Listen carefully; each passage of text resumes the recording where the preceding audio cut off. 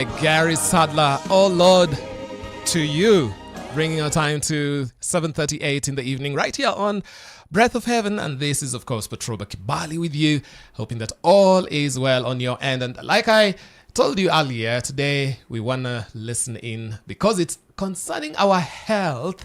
And when we talk about matters of health, of course, you need to listen and take in as much information as possible. And I'm glad because when we talk about health, of course, that is where I get disqualified on the spot because I have I have none whatsoever in terms of the knowledge that would come with that. So because we wanted to learn more about plantar fasciitis, I decided to call up Dr. Thomas Sough, who is here from AIC-Cure Children's Hospital of Kenya. Karibu sana, Daktari. How are you? Asante, brother. I'm fine.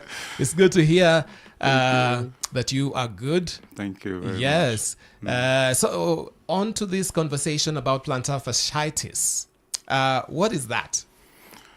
Well, I think we just look at where the fascia is and how it's affected. Yeah. So when you look at the foot, you have the heel bone, we have the, some other bones within, around the, the midfoot, and then you have the toes there. So fascia is just a condensed band of tissue that connects the heel bone to the toes. And it also creates a fine arch in the foot. Okay. In that, if you want to get your foot mark, you never get a flat foot, right? All right. So that fascia, that connection is responsible for that. And it also serves as a shock absorber as you walk, and it is quite springy. So when this fascia is inflamed, and there are reasons why it should get inflamed. Yeah. If it is strained in some stressful situations and all that, then it gets inflamed. And that becomes so painful. Yes. And that is what is called, plantar fasciitis. Okay. Plantar because, yes. The plantar aspect of the foot is the one that you put right on the ground. All right. And then the fascia that I have described. Yes. And then fasciitis just means that tissue is called fascia. And if it is inflamed, then it becomes fasciitis. So in medical terminology, once it's inflamed, it becomes a fasciitis because there's inflammatory process going on in that fascia. Wow. Yeah. That sounds like real painful and sometimes it could be very painful actually. Yes. It has a very sharp stabbing pain sometimes. Sharp stabbing pain. Yeah, it's very annoying. Okay. In which part of the body specifically does it go and plant itself? Yeah, that's what I described to you. Yeah. And the plantar fascia. Yeah. And that's the band, that band that I've described to you, connecting the heel bone to the toes. So this could be anywhere from the waist? No. It affects only the foot.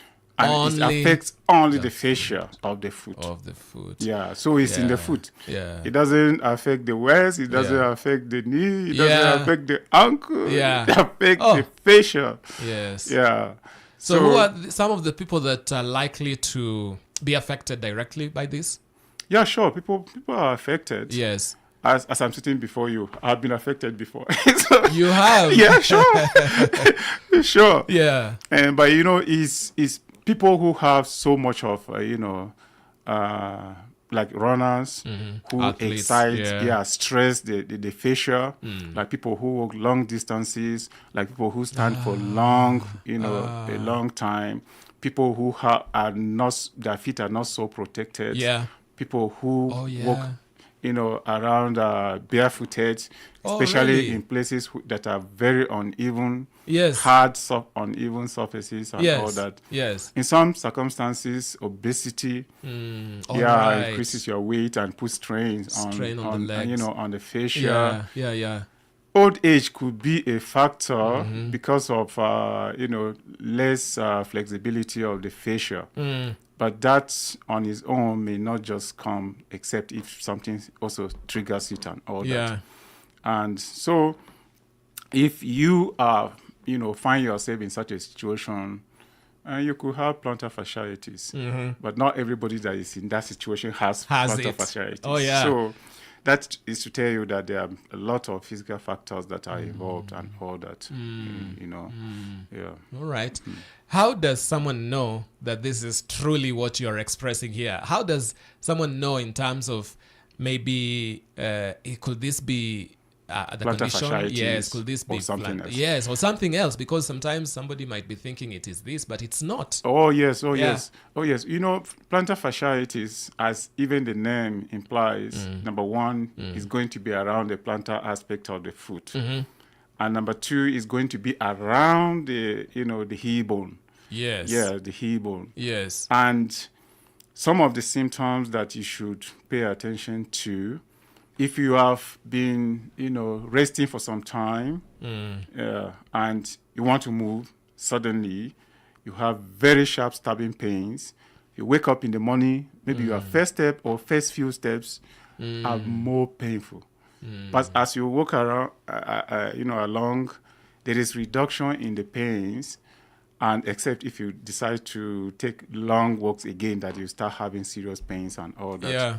And therefore, this also tells you that if really you are, you work on it, Yeah. you will get better, because you wake up in the morning and this is very painful. Yeah. And the first few steps and all that, because when you are asleep, the fascia is under rest. Yeah. And you want to excite it in an inflammatory condition and all that. So you have very, sharp pain, stabbing pains and all that. And after then, you walk around, the pain reduces over time, except if you overstretch it again and all that. And sometimes you may come back to see, that pain takes some time to disappear and all that. Takes some time so to it go is away. Yeah. quite defined within the area of the anatomy, spine itself, and then the characteristics of that pain. And then you also realize that if you put the kind of shoes that is not protecting your feet, and you're moving on even this thing, you have more pains. More pains and all that. And when you have that kind of condition again, you can't stand for long. Definitely you can't stand for long. And God helps you if you match a stone with with a kind of shoe that is not well protected. Yeah, it's not very well sharp protected. pain. Very sharp pain. So those are the kind of conditions that But if you have, generally you have pains around the foot that it does not fit into this description, and some pains may even come with some loss of sensation or altered sensation, and some are not exactly around the anatomical area and all that. Then you know that you are dealing with something else. May not be plantar fasciitis. And what exactly do people who come to see you complain the most about? It's pain. Just pain. Yes, the thing you complain about is just like I've described the type of pain. It's pain. Because there is some swelling within the fascia, but that swelling is not so appreciative. When you look at it, you won't be able to appreciate it well. But when you touch it, there's pain. Does the leg swell? Does the foot swell? No, the foot doesn't swell. Naturally, the foot doesn't swell. But the fascia, as I've said, may have some level of swelling. The inflammation. But it's not. It's not much. It's not to the extent that you will see it outside. Everybody will notice that you are swelling and all. And that's the reason why people have plantar fasciitis, but they have not stopped, going about their work and all that. Some may have so much pain that it takes them away. As a matter of fact, we advise, if you have that, you have some rest and all that. But others have them, just like me, as I was telling you. I had it. I was going to work with it. I never stopped work because of that. Well, somehow I was able to manage it, and it disappeared. And all that, Now, speaking of managing it, is this something that is curative? Like, it can go away? Can it resolve on its own? Or must it have maybe the treatment where you prescribe medicine? Yeah, sure. It is curative. Yeah. Yeah, it's curative. Okay. But, basically you start from, non-invasive, procedures which take care of that. Not by non-invasive, I mean something that you don't necessarily need to have surgery or open up to see and all that. So basic rest, will help you. Basic rest will help you. And if you have so much pains, you can apply some other mode of treatment, like putting some ice block. Yes. Yeah. On the gentle area. stretching. And sometimes you just give the patient advice. Yes. You combine this modality of treatment. Just put, like a bottle of water in the fridge. Let it free in the freezer. Actually. Yes, in the freezer. Once it is frozen, you roll your foot on it and all that. So that is cooling.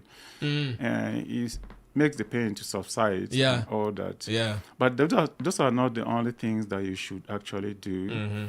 You have some gentle stretching. All right. And because it doesn't particularly will give you that kind of good life to say, okay, you have just rested, and you can not use it and it will heal. No. Yes. So you have to excite it a little bit, gentle, stretches and all that. You can lie down if you have a place where somewhere you can lie down, put your feet against the wall, and do some gentle stretching and all that. Yeah. When you flip your toes, upwards, you are stretching the fascia. Yes. And all that. And sometimes you can lift your heel up a little bit and all that. It is painful, but it's something that you can do. Yeah, it's something that you can do to get the the inflammation go down. Yeah. And in some circumstances, the pain is not going down well, and many people will not be that patient enough to wait and all that. So we give patients anti-inflammatory medications. All right. And all that. And they still continue to do all of this with some gentle exercises. Sometimes, like a tennis ball, you can be rolling it. It helps you to, to redistribute whatever it is happening and invite, good healing around that area. Yeah. And if all of these don't work, we escalate it to the next level of treatment. We can actually administer some, steroids, which are anti-inflammatory medications. Yeah. If you do all of this and it don't work. And it doesn't work. Yeah, you can give an injection of a steroid within the area that you have. And that works quite well. Yeah. But, as our bodies are, in some circumstances, you still have some patient come back with severe disease. Surgery, I can tell you for sure that no doctor rushes to surgery. As the first option. Exactly. Yeah. Not even the second option. Yeah. Until if you have tried all of this and nothing is working, you can open up and debride the area that is causing the problems and all that. Okay. But I can tell you for sure that no surgeon or any doctor will tell you that, we can treat this in with surgery. Yeah. It's the last option. It's the last option. All the other ones are done correctly, and yet you still have, problems and all that, and you still believe that this is plantar fasciitis. Yes. Then you can go ahead and do something. Otherwise, we don't, rush to do any surgery and all that. Yeah, for someone looking at their leg, whether it's the right or the left leg, and they might be wondering, where is the plantar? Where is it? Where is it located? Okay, that I can tell you. Your heel. Certainly, everybody will know where the toes are, right? Yes. And then, as the toes are under the toes, yes, you have the forefoot. That particular area of the foot touches the ground too. But when you look at the marks that the foot gets on the floor, so that area touches the ground, and then the tip of the toes touch the ground touch too. the ground, yes. And then you start on the outer aspect of the foot, going down. Maybe the outer and the middle part of the foot, you see it marked like that, and then the full heel touches the floor. Yes. So within that place where the heel Yes. touches The ground. the ground, Yeah. between that place and the empty place that you see up to the base of the toes, that is where the fascia That is where the fascia and is. then, Yeah. but most times the pain is around the heel there, around the heel, where it is attached to the heel bone. Wow. And that is where it is. Yeah. Hardly will you see, plantar fascia manifest at the end of the toes. It is at the heel level. At the heel, mostly. Where it is attached, because it's more dense there. Yeah, yeah. Where it is attached. So if you have micro tears within that particular area, which is the common, the area that you have those, strain and all that. Yeah. And that is where the inflammation is, and that is where the pain is and all that. Yeah. Wow. Yeah. That is really enlightening to hear, and how to take our the care of the heel. I've had people advocate for barefooted walking. Well, barefooted walking is not a bad thing.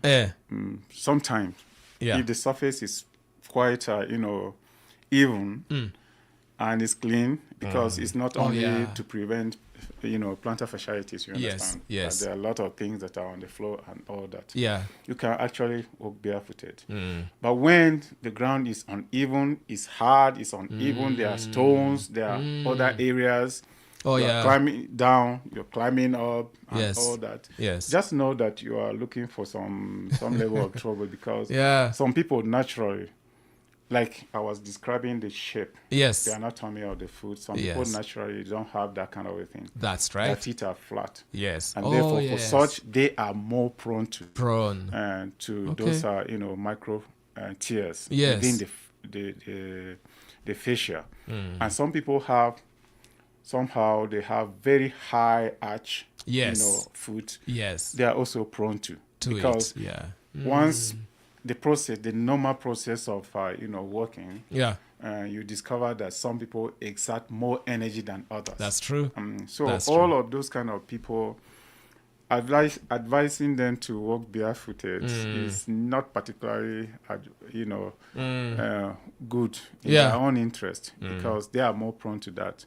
But if the floor is quite smooth and all that, well, it's good. You are protected, but it's not advisable anyway. Yes. So your foot should ideally be even when you're indoors. Yes. Okay. No. When you are indoors. Yes.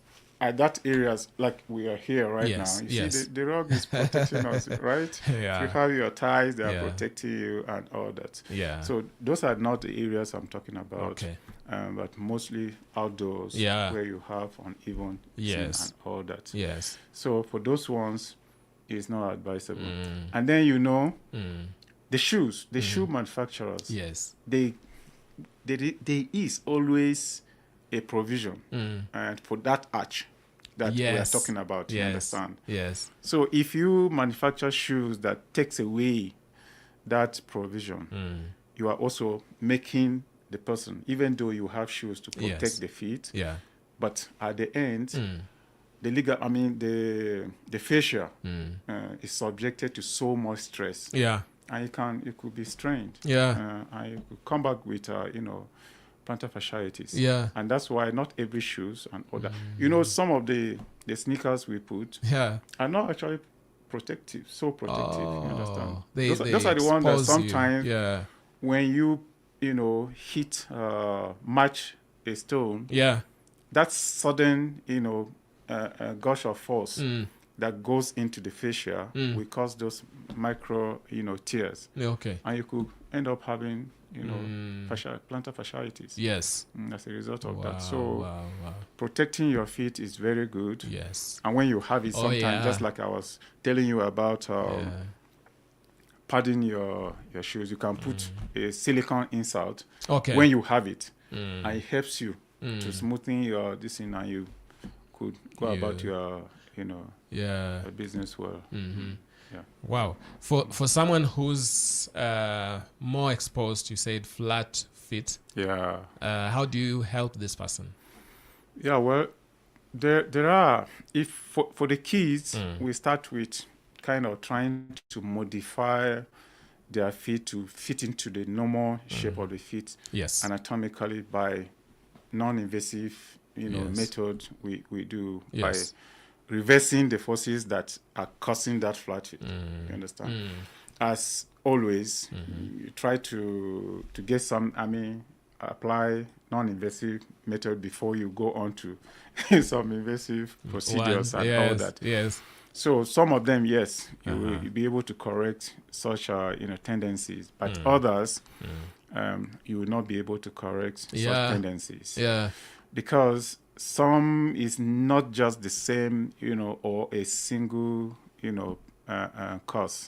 There are a lot of them. Okay. Some are as a result of, nerve problems, partial or, complete paralysis and all that. Yes. So far, but those who have intact nerves and everything, you have tried that non-invasive method, you can't. Then you have to go and reposition the bones in a way that will create that arch and allow the foot to function normally. Okay. And for those who are grown up, they have passed the stage of, the age of, children. Yes. And all that. Yes. We go and work on the bones to create the arch.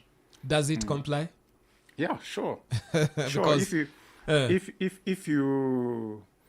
If you assess everything, and the heel bone, for instance, which is supposed to, kind of create that arch well because of the, the fascia, is not positioned well. You go break it and reposition it to the extent that you recreate the arch. Yes. And most often than not, this works very well. Yes. Yeah. Works very well for them. Wow. We'll come back to hear more about this. I am engaging Dr. Thomas Sough from AIC-Cure right here in Kenya, and he's here today to talk about plantar fasciitis. And I'm sure, as he was explaining about the where the plantar is, you might have had an idea about it. And so he's talked also about pain being one of the things that makes you to be alert and see, wow, something is wrong here. And so we will come back to talk pretty much more about the remedies and how to take care of yourself, and how you can, in case you may want to visit his clinic, how would you want to go there, and he will tell us all that. But right now it's 8 o'clock, time for us to take a look at the weather, the artist of the week, and of course we'll come back with much more. Hope FM. It's now 8 p.m. Listen and live. A revival is breaking out. The voice of hope in the air. Hope FM, missionary.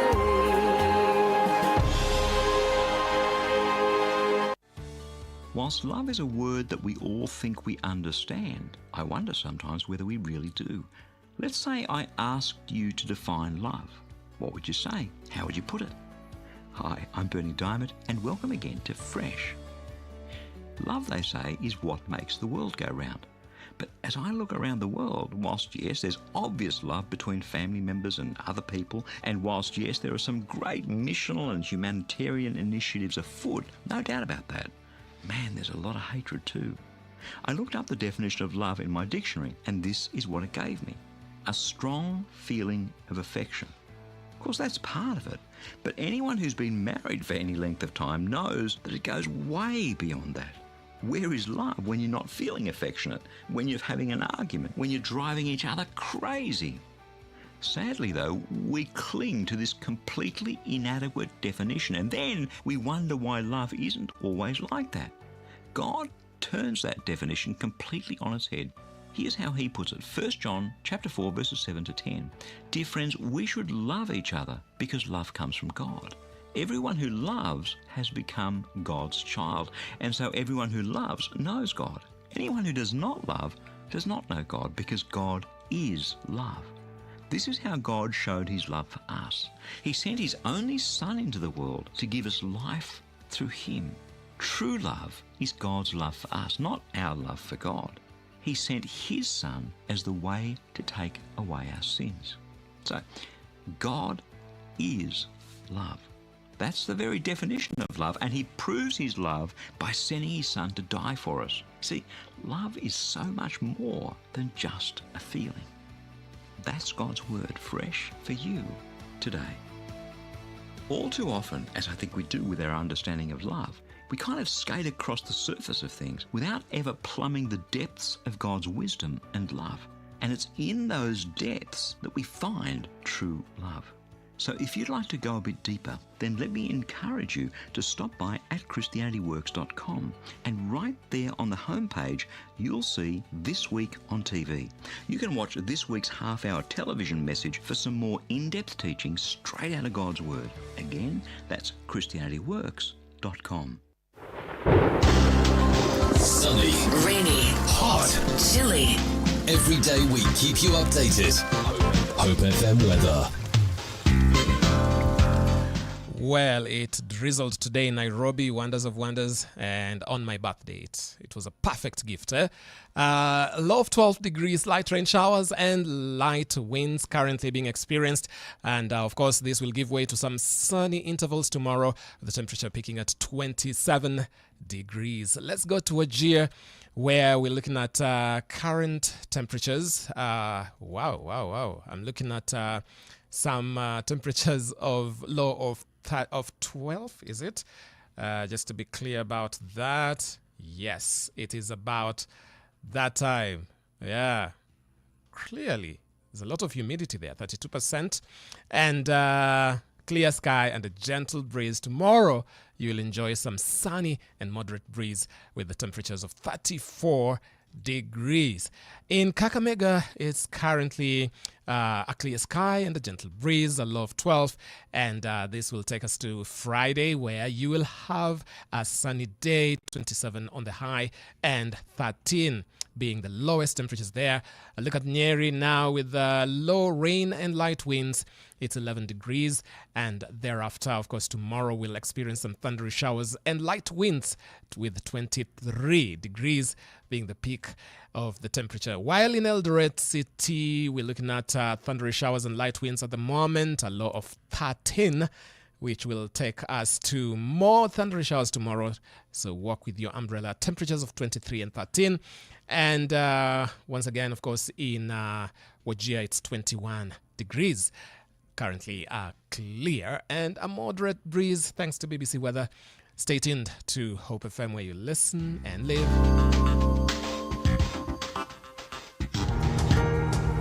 Rafiki soul is a promise of a hand that reaches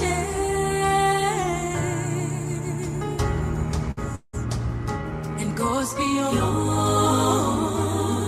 watangaza tumaini kote.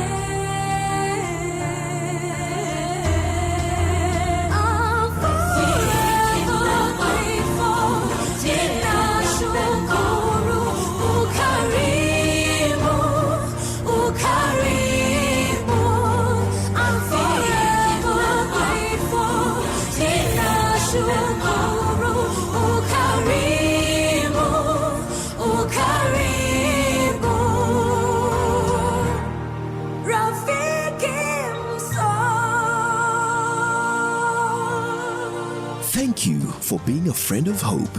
To donate, kindly use the M-Pesa Baby number 933-933, account FOH.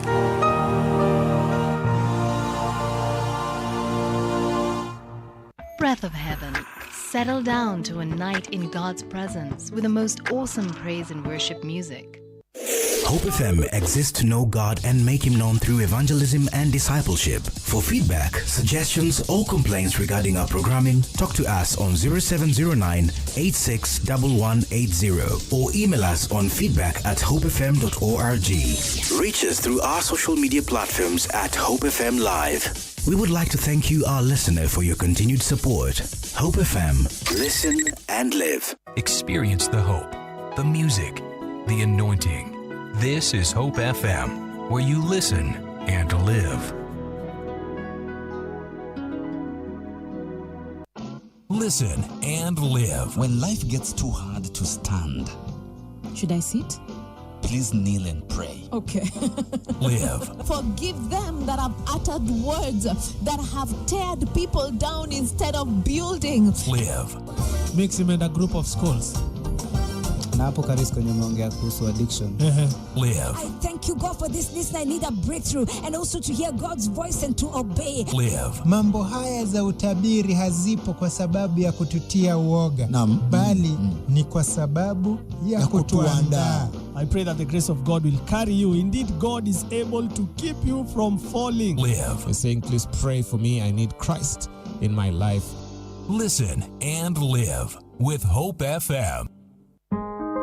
Through the faithful partnership of our listeners and viewers, Hope FM and Hope TV continue to advance the ministry. By God's grace, 154 people have given their lives to Christ in 2025. Together with our partners, we have reached over 2,000 boys, girls, and teen mothers in Korogosho through the Pad a Girl Groom a Boy initiative. With support from Rafikim So, we have also expanded our broadcast to the Kamu region, giving more people access to the life-changing gospel of Jesus Christ. We now invite you to join this movement and impact more lives through your generous gift. Partner with us today via Paybill 933933. Account FOH. Friends of Hope. Keeping hope alive. Sharon. Okay. Manaki, we were lonely at the top. But it's good to set records straight. Favored Frank. Liverpool is at the top. Hey, Sharon. The best way to kickstart your day with rejoicing and good gospel music on Activate. Sharon, some of us, we have a life online. Yeah. Offline, no life.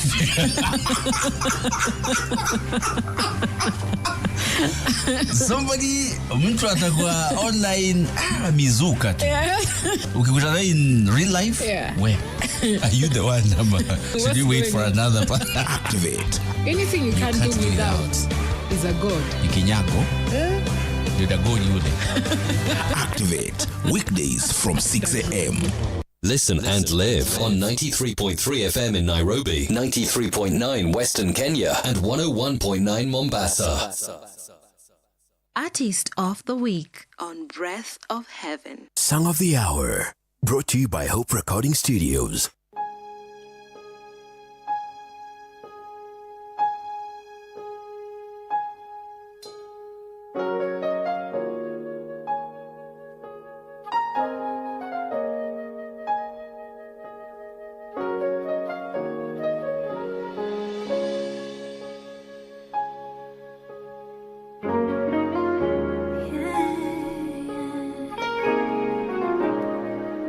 Oh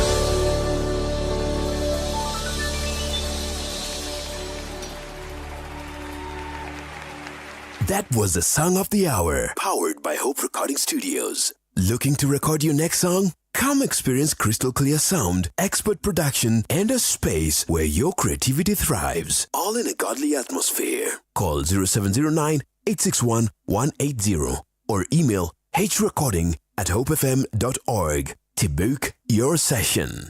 Hope Recording Studios, giving life to sound. Yeah. And you are now back with us. This is, of course, The Breath of Heaven. And today we're taking a specific look at plantar fasciitis, one of those conditions, health conditions. And with me, of course, in the studio is Dr. Thomas Sough AIC-Cure Children's Hospital of Kenya. He comes from there. And we've been talking in the previous hour about this and how we've really learned a lot. And so we want to continue looking at this particular situation of plantar fasciitis. Of course, having learned that it affects the lower part of your foot, and there are some symptoms that you can watch out for. And of course, Dr. Sough has also talked about what, for example, things like if you're walking on rugged surfaces and things like that, you might actually be exposed to this kind of thing. And Dr. Sough, there's also more. You can actually get exposed to this condition if, for example, you go hiking, and things like that. So how can one take care of their foot so that you prevent this? Okay. Yeah, the feet are very sensitive. Why? Because they are the ones that carry the body to the ground. And they are, allow us to move about and all that. So apart from even prevention of plantar fasciitis, yes, you need to protect your feet. Yes. Yeah, and that means that whatever you wear must be in a way that will protect your hips. Yeah. I mean your feet. Your feet, yes. If you, buy a shoes, you put in a shoes and all that, and the manufacturer of the shoes, as I've said before, has incorporated a mechanism by which they will create a nice, resting platform in the shoe for your feet to feel comfortable. So those are the kind of things that footwears are very important for us to protect or prevent plantar fasciitis. Even when we find ourselves moving on, on even surfaces, and walking for long distances, or running, or even standing for long distances. Whether you are obese or you are not obese, whether you are old, you are young, it is very important for you to, protect your feet from all these kind of conditions and all that. Yeah. But, it's not only one factor that brings, plantar fasciitis. Yes. As you get older, from 40 years up there, the fascia itself begins to lose flexibility. It's not as flexible as when you were younger. Yeah. So it's more prone to, having those kind of micro tears within it and all that. And when you now find yourself walking long distances, you begin to have pains there sometimes, because you have overstretched the fascia, and now you have inflammation of the fascia. Yeah. So you have pains. Yeah. And because your fascia is no longer as flexible as when you were younger, and you stand for so long hours without proper protection of your feet, you end up having, micro tears within your fascia, and you will get plantar fasciitis. Just for standing? Yeah, just for standing. Because when you stand, your weight is resting on your feet, right? Yeah. And that fascia, apart from the fat between the skin and the fascia itself, you have fat there, right? That fascia serves as a shock absorber. Yeah. And when you stand, it's bearing your weight. And if you excessively, indulge in that, you find out that some of the, the fibers within the fascia, they get torn. Yeah. And gradually you begin to have plantar fasciitis. Yeah. If you are obese, your weight is so much. Yeah. And combined with other factors I've talked about, you are susceptible to plantar fasciitis and all that. Suddenly, you move your feet like in a sprint, and all that without proper protection. You will get, your fascia. Yes. Microfracture, tears of your fascia, and you get fasciitis all that. This might even apply to people who engage in rigorous physical activity.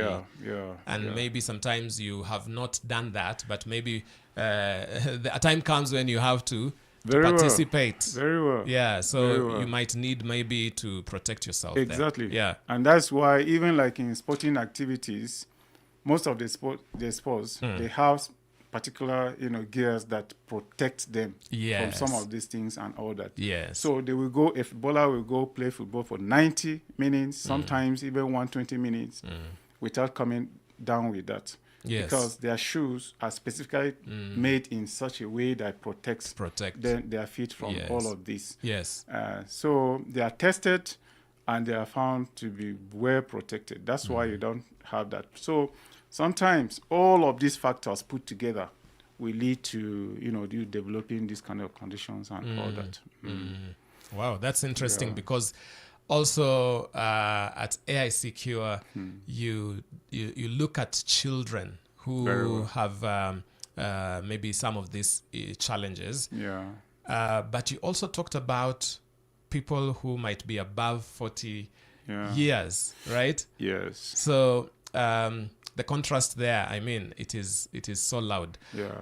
But how can both age groups be able to, first of all, before we answer that, how do you take care of the child? And how does the child get affected? The children have, their tissues are very flexible. So plantar fasciitis is not so common in children at all because of that flexibility. Their fascia is flexible. But you have some categories of children that have flat feet. Those ones will be more susceptible to having plantar fasciitis. But flat feet on its own does not necessarily mean that the fascia is now very rigid. Yeah. The fascia is very flexible. The only thing is that it's already stretched Yes. by the fact that it is the feet are flat. So they are susceptible to micro injuries that will cause plantar fasciitis. But it's not a common thing in them. It's not. And then children also have what we call curvers, high arch feet.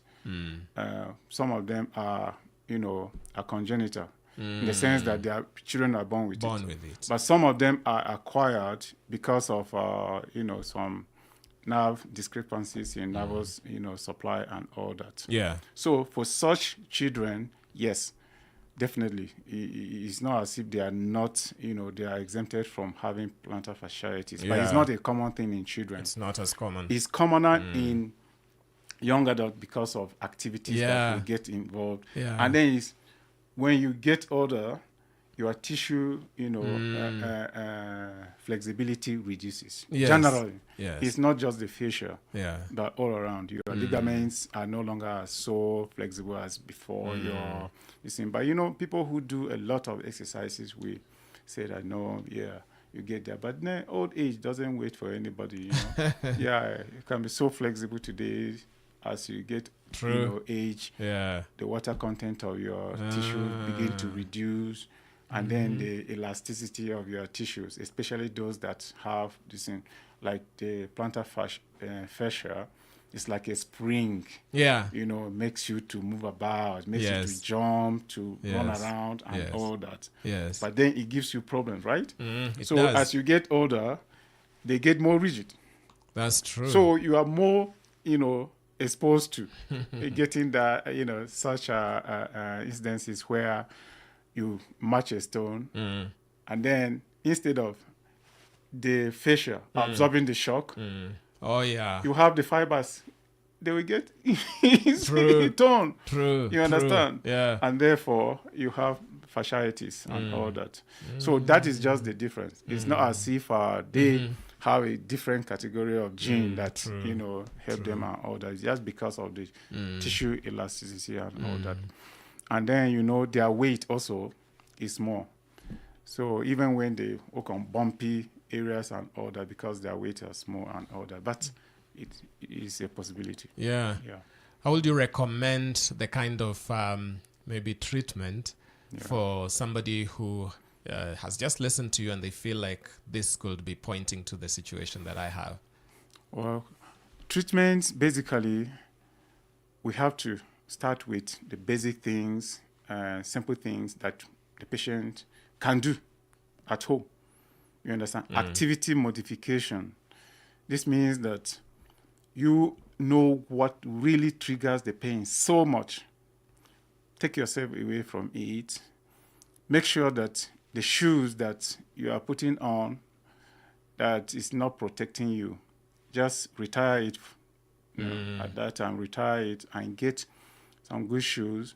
We have mechanical factors that help you in doing that sometimes, like, you know, shoe insert. When you have, at the time that you have this pain, you can use shoe insert. And then when the pain becomes so much, sometimes it's recommended as a standard treatment for it. Eyes, you know, treatment. That I was describing before, that you can actually get, you know, a bottle of water, frozen bottle of water, and roll your foot on it and all that. It helps you a lot to reduce the pain. And then you go into stretching exercises and all that. That's what I described by you putting your, you know, stretching your feet gently, in a gentle manner, because already the fascia is stretched, right? It is inflamed. If you do it so much, you create fresh injury.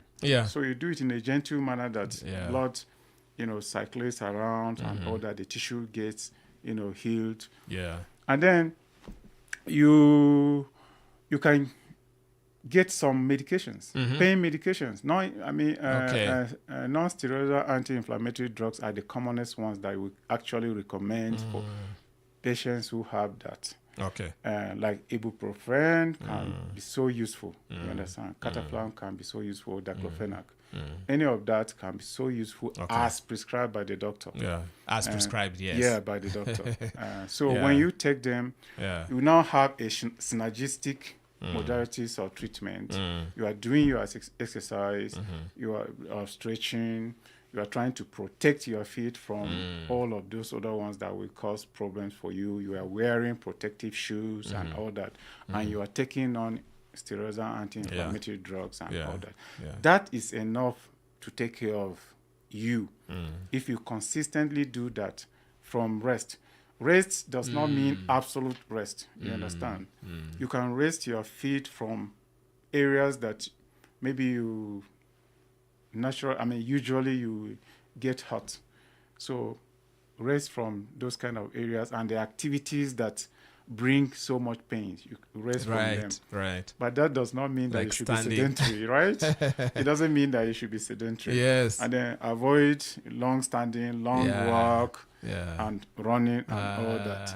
Yes. That is true. So once you are able to do those ones, your pain drastically will reduce. The inflammation will go down, and you may heal completely without needing any form of, treatment. Yeah. But if you have done that well and you still have pains, then you can approach a doctor, and the doctor examines you and confirms that this is plantar fasciitis.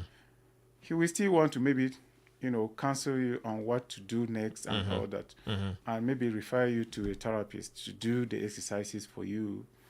But, but if that continues, then he will have no choice but to instill some steroidal anti-inflammatory drugs right within the site, as we described before. Okay. Right within the site. Right within and they are very fast in acting, and they are very good in taking care of the inflammation. And once the inflammation subsides, you get yourself, the pain goes. That doesn't necessarily mean that you should go back to what caused this. Yeah. So you should learn to prevent it. Second coming, the recurrence of that by not doing things that will injure your fascia again. So your feet will be well protected.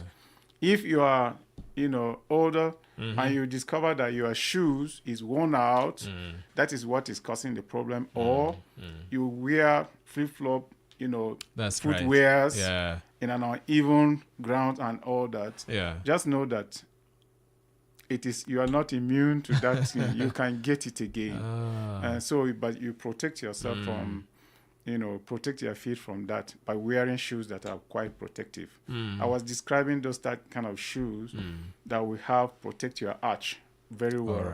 So that even when you're walking around, you will not be able to distinguish. And shoes that have well-protected soles, and that even if you match a stone, that force will not be transmitted directly and immediately to your fascia. That is losing flexibility in your old age. And if you're obese, try to reduce your weight. There are a lot of people that will put you through. I've seen a lot of gym people putting, through all that, and then seek counseling to reduce weight and all that. So once you are able to do that, including the mechanical, areas that I've talked about, putting insert in your shoes to cushion, even if your weight is that much, at least the silicone, insert, shoe insert, help a lot. It helps. Yeah, you can have a heel support and all that. So all of those things, they help you in taking care of even the, the acute phase of that. And then in prevention subsequently and all that. Wow. In terms of care for I heard you mention therapy. This physiotherapy, right? Yeah, physiotherapy. How does that come in, and how does it complement the work of the doctor? The physiotherapists. Okay, we have talked about eyes treatment, right? We have talked about exercises, stretching exercises. We've talked about even rolling your foot on, like a tennis ball and all that.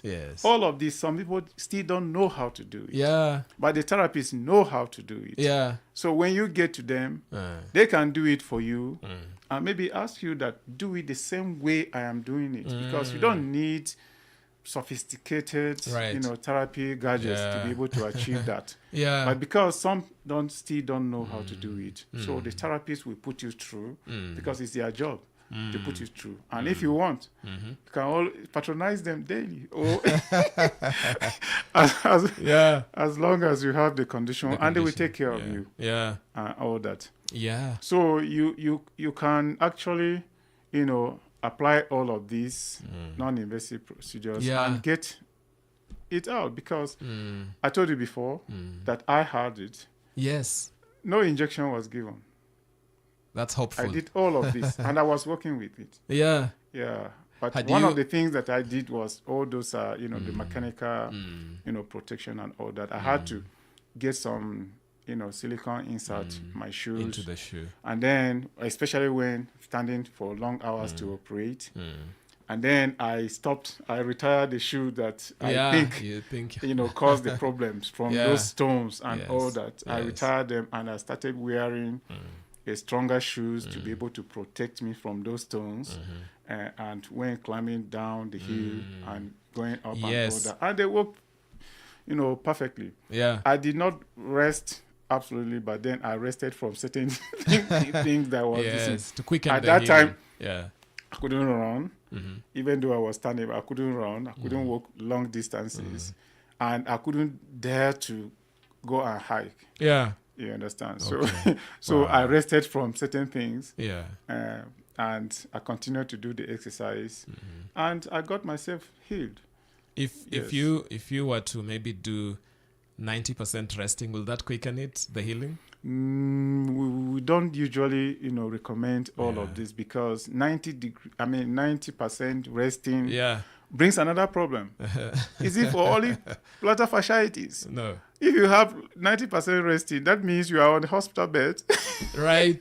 And you can't do anything else. No. Yeah. Well, let me just say that maybe if that kind of the fascia is so bad that will require you being admitted, and once you get to that kind of stage, that means you might also need a kind of a partial surgery to be able to take care of your problems. Otherwise, the rest is at home. Yeah. You elevate your limb, especially like when you are sleeping. Elevation of limbs kind of reduce some engorgement into the area that is inflamed. Yeah. And therefore, they help that kind of rest. Yes. But that does not mean that absolutely you have to be on the bed. Yeah. You won't go anywhere. No, we don't. Yes. Because if that is recommended, then we won't be telling you to do some stretching exercise. That's right. Yeah, because that involves the physical exercise. Light work, not long work, and all that. Yes. But this can be recurrent, can't it? Yeah, if you have the same condition that you are exposed to, that gave rise to plantar fasciitis, if you don't protect yourself against those, it will still recur. The fascia is still there. Fascia is still losing water. Yes. Fascia is still, not as flexible as anything. Yes. And you trigger it to have those micro injuries. Yeah. You still have it. Yeah. Yeah. Wow. But it's not as if you protected yourself and it is coming back. Maybe you didn't have complete healing and all that. Okay. Yeah. When do you know you are completely healed? Yeah, you don't have pains. Your foot is quite flexible. Yeah. You can do anything you want to do. Walk you can longer. run. You can walk long distances. You can stand as long as you want. Yeah. You understand? And then you know that you are healed. And once you're absolutely healed, you cannot experience that again. No, just as I told you, you are completely healed. Yeah. But you can still have plantar fasciitis. Even in the same, foot. Place, yeah. Yeah, because the factors that give plantar fasciitis are there if you are exposed to them. You understand? Just like I was telling you. Right. If you don't protect your feet well, if you are obese, if you are old and you are walking barefooted, yes. If you have long, walks without proper protection of your feet, you can still have plantar fasciitis. Yeah. So it's not as if once healed, it's not like some of the infections that you develop significant immunity to fight against subsequent, infestation or infection and all that. It's not like that. Yeah. So you can still have it. Yeah. Yeah. And this sounds like the let me say, the more grown up you are, then you now start slowing down on some of the activities. Yeah, sure. You slow down your activities, but then not exactly because you are afraid of plantar fasciitis. Because generally in health, we say that you should keep fit. So when you keep fit, it protects you from many things, right? That's true. Protects you from many things. So we encourage people to always, make sure that taking a walk around is not a bad thing, but doing it excessively at the, because keeping fit is very much. Yeah, keeping fit is okay. But when you overdo that, it's not only plantar fasciitis that may come, but your body begin to feel a lot of other things that are not good for you, especially as you get older. Yeah. And that's why you cannot go and be lifting all the heavy weight as an old man. Yes. Yeah. Even if you want to do it, even if you can do it, start gradually. Oh yeah. And incremental pattern. Yeah. And to be able to achieve what you want to achieve. You can achieve it even if you are old. But then let your body get used to it. Let your body accommodate whatever you are putting onto it. And then gradually you will be able to do that. But most importantly, for this particular topic, protect the foot. The foot. Yeah. Protect the foot. Yeah, and the shoe has a very it's got a lot of significance to this. Yeah, sure. Yeah. Sure. Yeah. What I know it cannot be specific and tailor-made for everyone. Yeah. But especially for the person who is prone to this. Yeah. What kind of shoe are we talking about? There are many companies that have good, have factored in how a good shoe looks like. Yeah. Because the normal, foot has an arch, right? And the outer side of the foot, when you want to print a footprint on the floor, it gives you that. So those contact areas. But the biomechanics of the foot can also be reproduced if you want a special type of foot. Yes. Like those who have diabetes, mellitus. Sometimes, even as humans, let me digress a little bit. Yeah. Even as humans, yeah. as you are sitting down, sir, as I am sitting down here, not our 2 feet. Yes. Don't have the same print. Yes. You know that. Yes. The patterns and all that. So there's a complete section of the biomechanical test that you can do to get exactly how your shoes will be if you have problem with your shoes, and they can give you that. But generally, the shoes that are being made from reputable, shoe companies have taken care of that. Okay. So if you just wake up and you make a shoe that does not take into consideration that, then there's a problem. But that alone may not give you plantar fasciitis. It will be in combination of other things. Because when one, other factor is added onto the factor that you have already, it gives a higher, chance of you developing that. So the normal shoes that we put, but there are other types of shoes. Yeah. The sole is so floppy. Flat. Yes, it's flat. It's flexible that even if you match a stone, it gets into you. Yes. You understand? Yes. So those ones are the ones that are so bad. I'm not saying they are bad in all cases. No. Yeah. They are bad, especially when you are moving on very rough surfaces all that. Right. So when you are moving on smooth ground, they are good. In fact, as a matter of fact, they are very soft, right? They are very soft. Very popular, by the way. Yeah. So on a smooth ground, they will protect you. But on a rough ground where you have stones, you have uneven ground and all that, please avoid them. Put the ones that will be able to withstand that kind of force onto your your foot. Yeah. So if you do that, you'll be able to protect your fascia. Yeah. Okay. I wanted to ask you how widespread are these cases currently? How widespread is this? No, they're not widespread because you see take for instance, we are in Nairobi, right?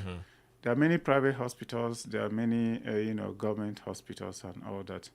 I don't think they'll be seeing like plantar fasciitis 10 in a week. No. Yeah. No. Yeah. We say they are common in the sense that they are comparable to other conditions of the foot. Comparable to other conditions of the foot, they are fairly common. From time to time, you see young people, athletes' foot. Yes, such. Yeah, exactly. Young people presenting that, middle-aged people presenting with that and all that. But on their own, it's not as if they are so common that you have a clinic, you are seeing plantar fasciitis. No, they are not that. That's why I was like, you can see that many people may not even know Actually, there might be an information gap. Yeah, many people may not even know that they have plantar fasciitis. Yes.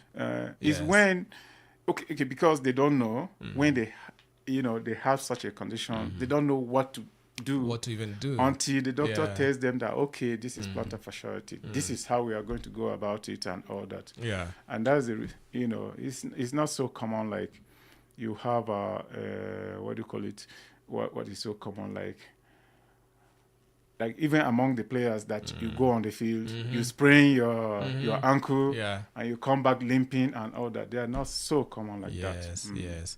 Now, given the instruction that you told us, maybe you could use a bottle or a frozen, water, bottle, and roll ice water.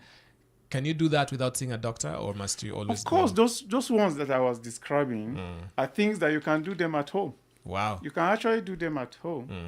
You understand? It is when all of these, activity modification, ice therapy,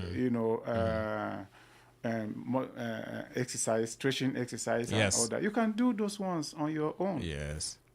It is when, and then, trying to retire the shoes that have made you to. Yes. You can do those ones on your own. It is when you are not having any relief that you can see a doctor. Doctor will examine you and know that maybe add medications to it, the non-steroidal anti-inflammatory medications or anti-inflammatory medications generally. We add it onto you. And then the combination of what you have done physically and what the medications that you are now taking. Yes. We help to take care of the problem. Yeah. But in a situation where that is not done, of course, the doctor will take over your Yeah, maybe you do not even have those things. You may not have them. Yeah. But, we are not so patient to do all those kind of things. Yeah. In my own experience as a doctor, seeing patients who have those kind of conditions, we are not so patient to even do those ones so much and all that. Once we come, we want the doctor to give us everything. Let us just get well in the next few, days and go back to work. It's not our fault if we demand for that. If we demand for that, it's not our fault. Yeah. But you can actually, get over it yourself. True. If you apply the right things. Okay. Yeah. I see somebody with a question who asks, what causes cracks on the heels and how to cure them? Well, it's not only one factor, actually. Yeah. There are many factors. Some are mechanical, some are, metabolic. And, okay, I will start talking about it. Like the mechanical factors, if naturally we have been emphasizing on protecting your feet. Yeah. If you don't protect your feet and you get, a cut on your feet, for instance, like farmers who don't go barefooted and all that. Yeah. Of course, you are going to get secondary infections. Infection may be from bacteria, it may be from fungus, maybe from other microorganisms. Yeah. And in that case, you can have a crack, heel. And sometimes, because your skin type has a problem. Yes. You have a skin disease that makes the skin of the heel very thick, and therefore healing becomes very difficult. Yeah. And you have what we call fissures. Your skin is so hard that, so hard and fragile that anything that any stress on it cracks it right down to the the other tissues. Yes. And microorganisms infest those areas and it becomes a chronic thing and all that. And sometimes I talked about metabolic because like diabetics or in some other types of disease, your skin is no longer, the integrity of your skin is no longer the same as when you were normal. Yes. And therefore, your skin becomes so fragile and so susceptible to cracks and all that. And some causes may be basically because you have neglected your own skin by not protecting it.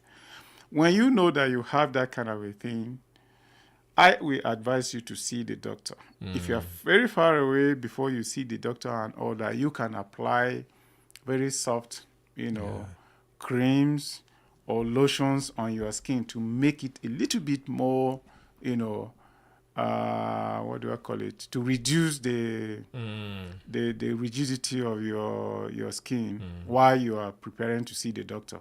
But most often than not, some of these people have an underlying disease that is manifesting in the skin. All right. And others, because they have not taken care of their skin for so long, the skin becomes so toughened.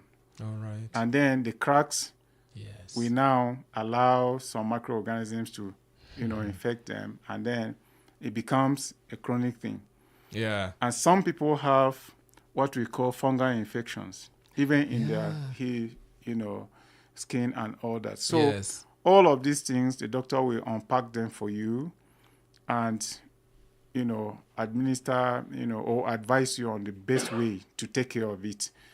And the kind of doctor that you should see first, you can see your GP.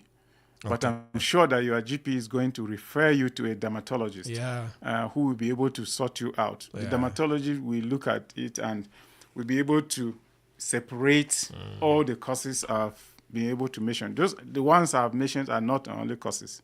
So the dermatologist will separate all these causes, and even if you have an underlying disease that is manifesting that way, they will be able to, the dermatologist and the person that specializes in that area, you'll be able to manage you. Yeah. I've seen, maybe perhaps it's an African practice where you want to clean your lower part of the heel, and so you scratch your, against some rock or is that good? It's one of those things that I say that you yourself, you refuse to take care of your feet. Why will you do that? You understand? Why will you do that? Yeah. But, we are not the same, right? If you are the kind of person that you wear shoes all the time and all that, you discover that the what do you call it? The texture of your skin, your foot, and the plantar area and the heel are different from somebody who doesn't wear shoes regularly. Yes. And maybe like farmers who are always on the farm and all that. Yeah. There are a lot of things that happen because if your feet are exposed for so long in an environment where it is not fit. Some people don't put shoes always, but then they take care of their feet very well. Yeah. And they don't also go to like farms and all that, and they don't walk barefooted. When you look at some of the people from the Middle East, for instance, I'm not very sure they like wearing shoes, all that.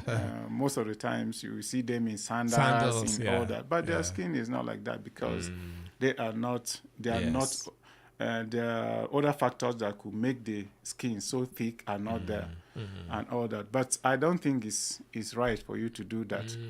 From your question, it's not right because if you injure yourself, and especially when you now get, you go barefooted in some places, you attract a lot of microorganisms that will now,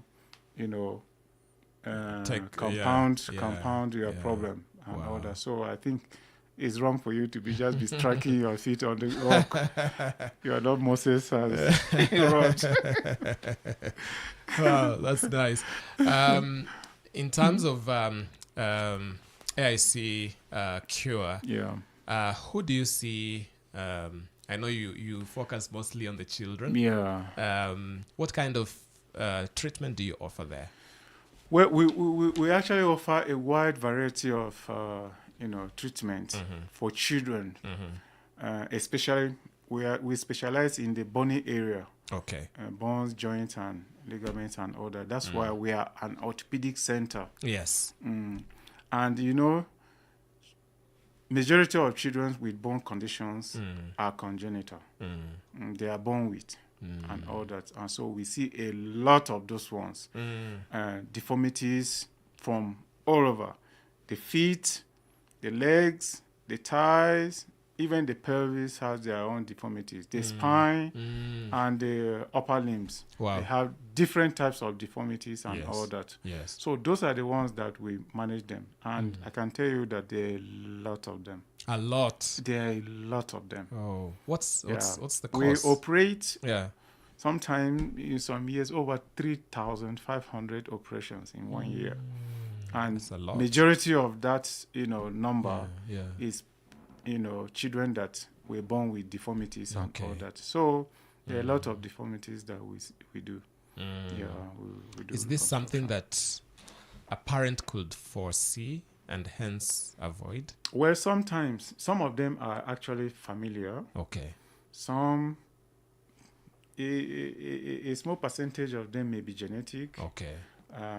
And a large percentage of them are a multifactorial, because it's not only one factor that causes their deformities and all that. Yeah. So sometimes parents may or may not be able to, design that, I'm going to have a child that is deformed. But with latest technology in healthcare, it's possible to diagnose all of this. And indeed, we do make diagnosis of that, even in utero. Okay. You understand? And out of this, you prepare. Yeah. Out of these many operations, I guess all of them are successful. Yeah, many of them are successful. But when you look at children are not like adults. You do a fantastic operation for them now, but because they are growing, so you have to come.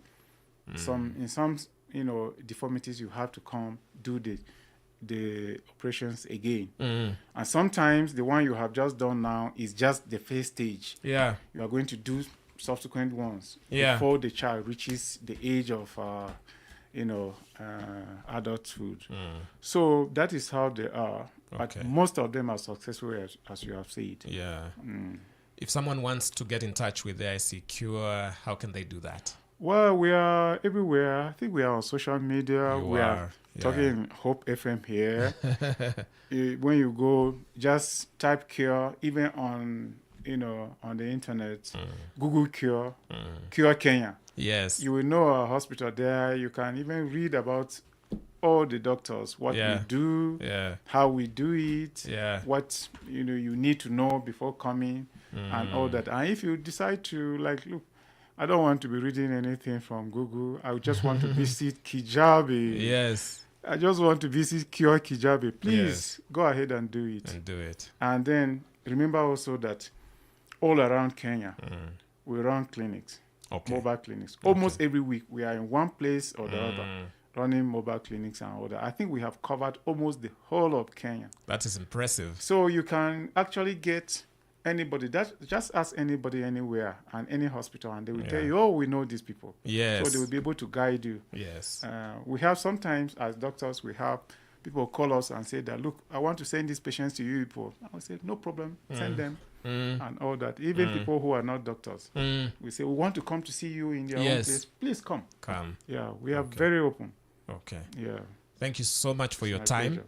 We appreciate the knowledge and the wisdom that we have heard from you. Thank you. That's Dr. Thomas Sough from AIC-Cure, which is in Kijabe, Kenya.